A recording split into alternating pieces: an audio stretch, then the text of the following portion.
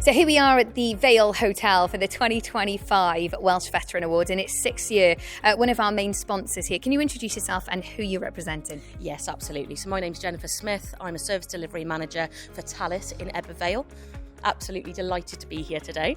Tell us what Thales do then. Yeah, so sure. So Thales is a cyber security company where we work in land, naval, and supporting and protecting possibly also our critical national infrastructure. So a lot of veterans are coming to you then for work after they've been in the armed forces then. Absolutely, yeah. So, we're recruiting a lot of people through our industry, which is superb. But, veterans coming into it, it's the amount of technical skills that they bring and, coming through to us within Thales.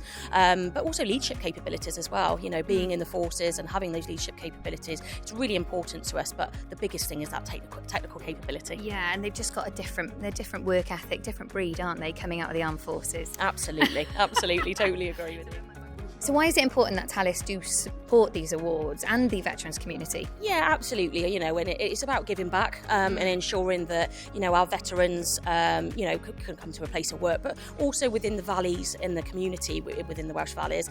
It's just really important that, that they have seen and heard as well, coming back into Civvy Street, basically, as I would say, is, and showing the work that they've done for this country as well. And I just think it's massively important. Yeah, so true. You're talking about being seen, being heard. We celebrate the unsung heroes tonight, and they're going to be heroes tonight in this room. What are you looking forward to most? Do you know what? I'm looking forward to celebrating this evening for all of the hard work and the dedication they've done for this country, but also just for the fact of these small communities and what they bring together and how they help people. I've heard some amazing success stories when doing the judging and the panels for them, and it's just absolutely wonderful to hear their stories and the success that they bring to their communities.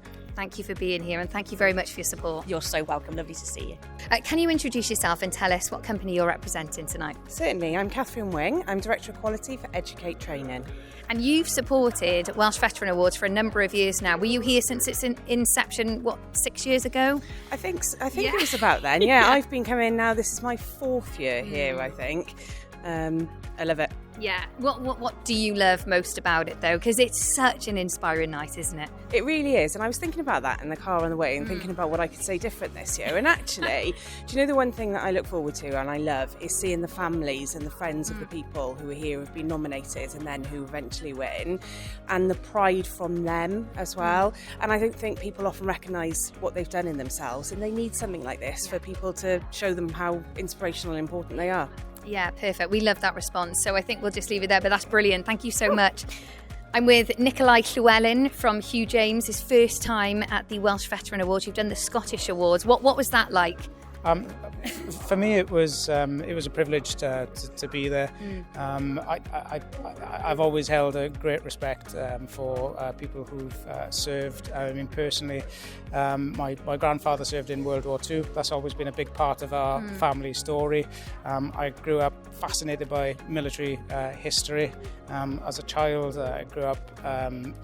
I think what Welsh lad my age doesn't grow up watching Zulu and being an admirer of the defenders of Rorke's Drift, but also the Zulu warriors, and then the quiet leadership of Dick Winters in Easy Company, Paddy Mayne. And I mean, those people and the stories behind them, show the qualities of the veteran community, the sacrifices, the bravery, and the leadership. So to be part of something that celebrates that, for me, is a real honour and a privilege. I just think, obviously, you work for Hugh James. Is there any part of you that could see yourself being a member of the reservist in any of the armed forces? Certainly, it's something that. So I wasn't. I'm not sure any little boy grows up wanting to be a lawyer. If they are, it's not a bad job. It's not a bad job. It's a practical and sensible job to get into. But as a young man, it's not the most exciting career to get into. And as a young man, thinking about serving was certainly something that's been part of me.